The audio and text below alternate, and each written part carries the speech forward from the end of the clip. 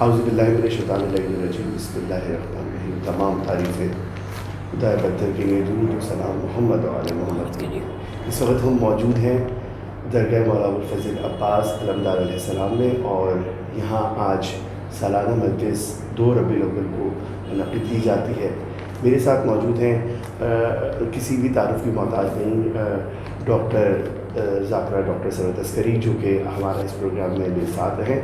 اور اس پروگرام میں ہم نے ایک باقاعدہ ڈاکومنٹری بنا رہے ہیں جو جتنے عرصوں سے یہاں پر اس درگاہ میں مجالس کا سلسلہ جاری ہے، اس کے بارے میں ہم اپنے ناظرین کو آگاہ کریں گے، اور انہیں یہاں کی کچھ جو خصوصیات ہیں اور جو یہاں پر معجزات ہیں اس درگاہ کے، وہ بھی ہماری جو ذاکرہ ڈاکٹر سرور عسکری صاحبہ ہے وہ اس پروگرام کے بارے میں بتائیں گی آپ کو. آئیے چلتے ہیں. آج اس وقت ہم موجود ہیں، صبح یہاں نظر کا اہتمام کیا جاتا ہے، جو کہ نظر جو ہے مولانا کمال حیدر مولانا کمال حیدر رضوی صاحب ادا کرتے ہیں، جو کہ نظر مولا ابوالفضل عباس اور چادہ معصومین ہوتی ہے.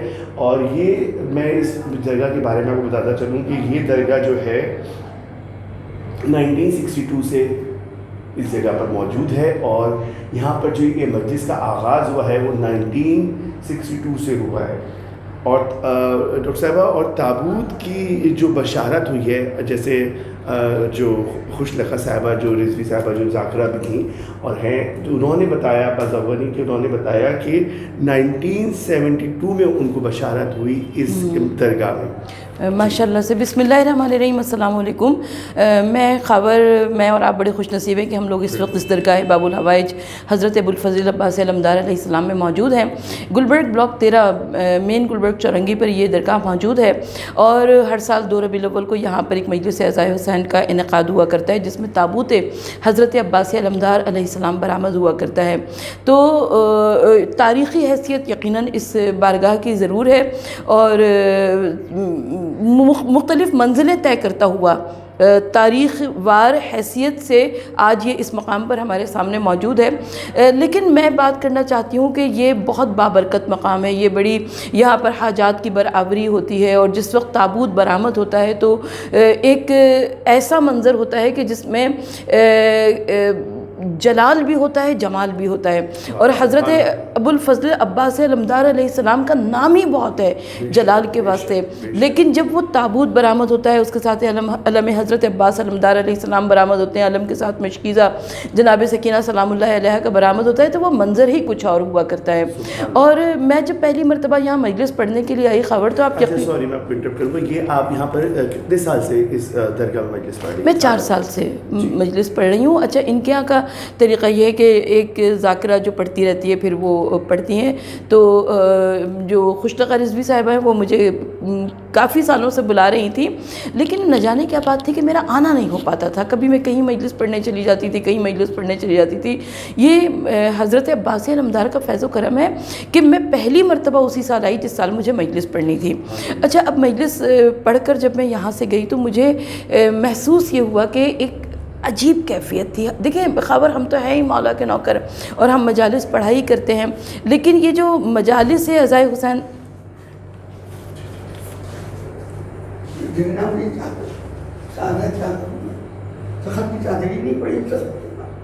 وہ بھی آ رہا ہے.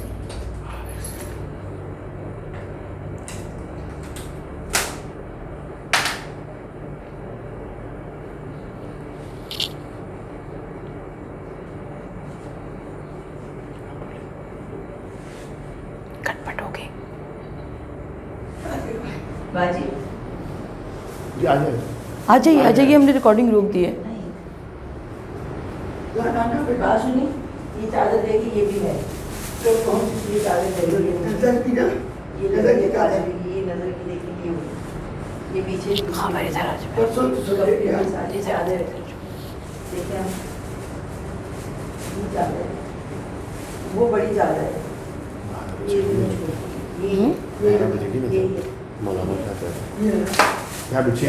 جی میں بچھاؤں.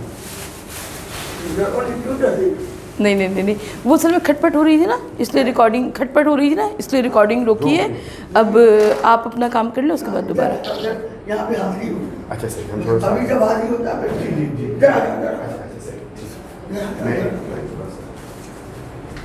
وہاں سے لے کے یہاں تک چادر بچھے گی اس کونے سے لے کے یہاں تک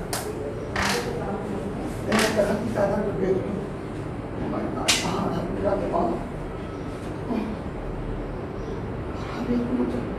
کی چادر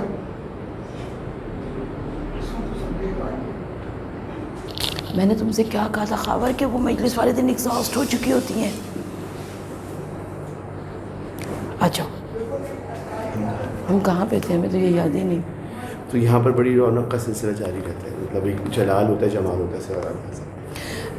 دیکھیں حضرت عباس علمدار علیہ السلام کا نام نامی ہی جلال کا ایک ایسا سمبل ہے, استعارہ ہے کہ جب ہم کربلا کے واقعے پر غور کرتے ہیں اور حضرت عباس علمدار علیہ السلام کی عظیم شخصیت پر غور کرتے ہیں, اور میں تو جب جلوسوں میں حضرت عباس علمدار کا علم دیکھتی ہوں تو میں سوچتی ہوں کہ جب اس علم پر جلال کا یہ عالم ہے تو وہ اصل شخصیت جو کہ کربلا معلیٰ میں رہی ہوگی اس کے جلال کا کیا منظر, کیا کیفیت رہی ہوگی. اور وہ جو شاعر نے کہا کہ جب محرم کے جلوسوں پہ نظر جاتی ہے خوشبوئے فرش ازا دل میں اتر جاتی ہے, اور ہاتھ کاٹے تھے علمدار کے جن لوگوں نے ان کی اولاد علم دیکھ کے ڈر جاتی ہے. تو یہ حقیقت ہے کہ جب آپ غازی کے علم پر نگاہ کرتے ہیں تو جو جن کے دل میں ولائے اہل بیت ہوتی ہے ان کی آنکھوں سے بے اختیار آنسو گرنے لگتے ہیں, اور باب الحوائج کا علم دیکھ کر خود بخود دل سے دعائیں نکلتی ہیں, دل سے تمنائیں نکلتی ہیں, اور جس کا دنیا میں کوئی آسرا نہ ہو, کوئی سہارا نہ ہو, وہ باب الحوائج کے علم سے اپنے دل کی تمام تر باتوں کو کہہ دیا کرتا ہے. تو یہ علم وہ علم نہیں ہے جو کربلا میں اٹھایا گیا تھا, یہ علم تو اس علم کی شبیہ ہے. سوچئے کہ جو کربلا کا علم ہوگا وہ کیا رہا ہوگا, اس کی کیا شان رہی ہوگی, اور اس علم کی کیا کیفیت رہی ہوگی کہ جو غازی عباس علمدار کے ہاتھ میں رہا ہوگا. سبحان اللہ سبحان اللہ. اچھا انہوں نے خوش لگا صاحبہ جو اس درگاہ کی سمجھنے مجاور ہیں, جو اس درگاہ کی مالک ہیں, انہوں نے بتایا تھا کہ اس درگاہ کی جو انہیں بشارت ہوئی تو علامہ رضی جو تھے, اب جو اس دنیا میں نہیں ہیں, انہوں نے کہا کہ آپ یہ 2 ربیع الاول کے دن مجلس رکھیں. یہ کوئی خاص دن ہے جو انہیں خود کو بھی نہیں پتہ تھا. کہ انہوں نے پوچھا کہ میں مجلس کس دن رکھوں, 8 محرم کو رکھوں یا میں اس کو کسی اور دن رکھوں. تو انہوں نے کہا کہ آپ 2 ربیع الاول ہے تو آپ 2 ربیع الاول کا دن رکھیں, یہ بہت خاص دن ہے. تو یہ مجلس جو منعقد کی جا رہی ہے تو اس میں خواتین کی بہت بڑی تعداد ہوتی ہے اور پھر بعد میں جینٹس بھی آتے ہیں. تو آپ نے تو اپنے آنکھوں سے منظر دیکھے ہیں, آپ اس کے بارے میں تھوڑا سا بتا رہی تھی. میں خاور جب پہلی مرتبہ یہاں مجلس پڑھنے کے لیے آئی تو ظاہر ہے یہاں گلبرگ میں کئی مجالس پڑھا کرتی ہوں, تو مجھے وہ جو مجمع ہے, سامعین ہے, وہ میری آنکھوں سے مانوس ہے, تو میں ان تمام چہروں کو پہچانتی ہوں. لیکن جب میں پہلی مرتبہ یہاں مجلس پڑھنے آئی تو آپ یقین کیجئے کہ کراچی کا کوئی کونا ایسا نہیں تھا کہ جہاں کے لوگ اس درگاہ میں موجود نہ ہوں. اچھا کراچی سے باہر کے بھی افراد موجود تھے. میں حیران ہوتی رہی کہ یا مظہر العجائب یہ کیا واقعہ ہے کہ کب کے بچھڑے ہوئے لوگ یہاں پر مل رہے ہیں. اب میں ایک سے پوچھتی تھی آپ کیسے آتے ہیں. اچھا یہ ایک ایسی مجلس ہے جس کا کوئی پمفلٹ نہیں ہوتا, کوئی اشتہار نہیں ہوتا, کوئی اطلاع نہیں ہوتی. اچھا یہ خاتون کوئی ادلا بدلہ نہیں کر سکتی, یہ کسی کے گھر نہیں جا سکتی کہ اس کے بدلے میں کوئی آئے. یہاں پر جو بھی آتا ہے اسے مولا ابوالفضل عباس علمدار بلاتے ہیں. اور مجھے یاد ہے کہ گزشتہ برس جو میں نے مجلس پڑھی تھی, حدیث قصہ میں گھر پیک ہو چکا تھا, کوئی جگہ نہیں تھی. یعنی جو مرثیے میں جو لوگ آئے تھے وہ سب باہر بیٹھے تھے, اور اس کے بعد حدیث میں آتے گئے تو وہ لوگ اور باہر نکلتے گئے. تو یہ ایک ایسی کیفیت ہے کہ جس کا میں کوئی انہوں نے بتایا کہ درگاہ کی تعمیر کا کام جو تھا 2001 سے شروع ہوا, اور ماشاءاللہ سے یہ آپ دیکھ رہے ہیں, آپ لوگ ابھی ہم آپ کو دکھائیں گے مختلف جو یہاں کی درگاہ پہ آیات لکھی ہوئی ہیں. انہوں نے مجھے بتایا ذاکرہ صاحبہ کو ہماری کہ یہ اس میں انہوں نے مختلف اوقات میں یہاں پر اس درگاہ میں انہوں نے یہ مینا قاری جو آپ کو سامنے نظر آ رہی ہے عربی لکھوائی. اچھا اس کے علاوہ اس درگاہ کا آقا بہجت نے بھی وہ بتا رہی تھی, آپ کو بتایا انہوں نے کہ آقا بہجت نے بھی اس درگاہ کی تصدیق کی اور کہا کہ یہ بہت جلالی درگاہ ہے اور یہاں پر لوگوں کی بہت منتیں پوری ہوتی ہیں, اور ہر سال جو ہے یہاں پر زائرین کی تعداد بڑھتی جا رہی ہے. اور ذاکرہ صاحبہ بھی خود بتا رہی ہیں, ڈاکٹر سر تسکری صاحبہ, کہ یہاں بہت زیادہ تعداد میں عورتیں ہوتی ہیں جن کو کوئی بلاتا نہیں ہے, نہ کوئی بلاوا ہوتا ہے. تو اس مقام کی بہت بڑی خصوصیت یہ ہے کہ یہاں پر ہر آنے والے زائر کی مولا دعا قبول کرتے ہیں. اور میرے خود کی میں نے یہاں پر اچھا قبلہ میں نے یہاں پر بھی جب میرا آنا اتفاق ہو تو یہاں پر ایک چراغ جلتے ہیں, تو میں یہاں سے ہر سال چراغ لے کے جاتا ہوں. وہ منت مان کے کوئی بھی منت ہوتی ہے تو وہ ہر سال چراغ آتے ہیں, اور یہاں پر بہت بڑی تعداد میں چراغ آتے ہیں. جب لوگ مجلس کے اختتام پہ نکلتی ہیں عورتیں تو ان کے ہاتھوں میں جلے ہوئے چراغ ہوتے ہیں, آپ نے دیکھا ہوگا. تو اس بارے میں تھوڑا سا آپ بھی بتائیے. اچھا, ایک بات خاور جو میں بطور خاص کہنا چاہتی ہوں, جو میں نے یہاں پر دیکھا کہ صرف یہاں پر مکتب تشیع کے لوگ نہیں ہوتے بلکہ مکتب اہل سنت کے بھی لوگ ہوتے ہیں, اور بہت سارے افراد جو کہ باہر سے ہی علم حضرت عباس علمدار سے چلے جاتے ہیں, کیونکہ اندر ہر ایک کو آنے کی اجازت نہیں ہوتی درگاہ ابو الفضل عباس علمدار علیہ السلام میں.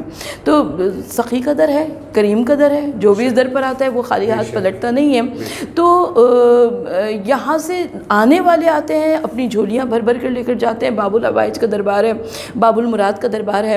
اچھا, ایک بات جو کہ میں کہنا چاہتی ہوں وہ یہ کہ اس درگاہ باب الحوائج حضرت عباس علمدار علیہ السلام کی خصوصیت یہ ہے کہ یہاں پر کوئی منت بانیے امام بارگاہ یعنی محترمہ خوش لقا رضوی صاحبہ کی جانب سے نہیں بتائی گئی کہ کباب پراٹھوں پہ نظر ہو یا شربت پہ نظر ہو یا کچھ ہو یا کیسے ہو. وہ کہتی ہیں بھائی مولا کا در ہے, آؤ دعا مانگو, تمہاری دعا قبول ہو جائے, ٹھیک ہے تم جانو جہاں چاہو نظر کرا دو, یہاں آؤ نظر کرا دو.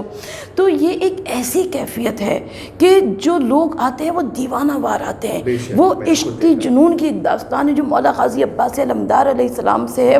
تو اس میں کسی قسم کی کوئی حدود و قیود نہیں ہے, کوئی پابندی نہیں ہے. یہ جذبے کی بات ہے, جس کے اندر جتنا جذبہ ہے وہ اتنی ہی زیادہ مولا قاضی عباس علمدار علیہ السلام سے عشق اور محبت کا اظہار کرتا رہتا ہے. اچھا, اس تابوت کی جو مجلس ہے وہ تو آپ 2 ربیع الاول کو آپ کے اوپر آپ کو خوش نصیبی ہے کہ آپ اس کی مجلس سے خطاب فرماتی ہیں. پھر رات کو دیر رات تک یہاں نوحہ خوانی کا سلسلہ شروع ہوتا ہے مردانہ. تو 2 ربیع الاول کے ہی دن رات میں کمال حیدر صاحب یہاں مجلس پڑھتے ہیں, جو کہ مجلس اختتام پر پھر یہاں ماتم کا سلسلہ پوری رات مختلف انجمنیں آ رہی. اچھا, ایک خبر بہت لطف کی بات یہ ہے کہ جس طریقے سے میرا شمار اس بارگاہ باب الحوائج کے ادنا کنیزوں میں ہوتا ہے, بالکل اسی طریقے سے علامہ کمال حیدر رضوی صاحب بھی مسلسل آیا کرتے ہیں, اور علامہ کمال حیدر رضوی صاحب کا بھی شمار اس امام بارگاہ کے خادموں میں ہوا کرتا ہے. تو یقیناً باب الحوائج کی ذات سے جو منسوب ہو جائے, جو بھی ان کی جو خدمت کر لے.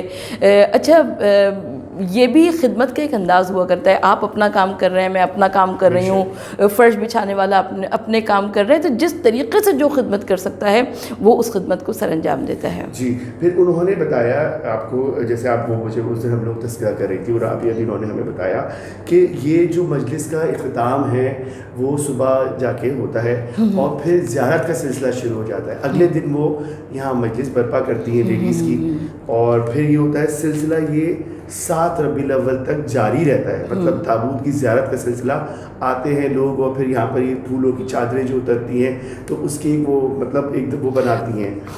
اصل میں خاور لوگ بہت دور دور سے آتے ہیں, اور اگر ایک وقت میں اتنے لوگ آ بھی نہیں سکتے ہیں, اچھا لوگ اپنی سہولت کے لحاظ سے بھی دیکھتے ہیں, ضروری نہیں کہ 2 ربیع الاول کو مغرب کے بعد ہی سب آ سکیں, تو وہ اس لیے پورے ہفتے تک تابوت سجا رہتا ہے, لوگ آتے رہتے ہیں, زیارتیں کرتے رہتے ہیں, اپنی دعائیں مانگتے رہتے ہیں اور باب الحوائج کی بارگاہ سے توسل کرتے رہتے ہیں. بہت شکریہ ہمارے ساتھ قائم ٹی وی کی اس خصوصی ڈاکومنٹری جو کہ ہم نے درگاہ مولا ابوالفضل عباس جو کہ گلبرگ میں ہے اس کے لیے آج ہم نے اس کو ریکارڈ کیا ہے.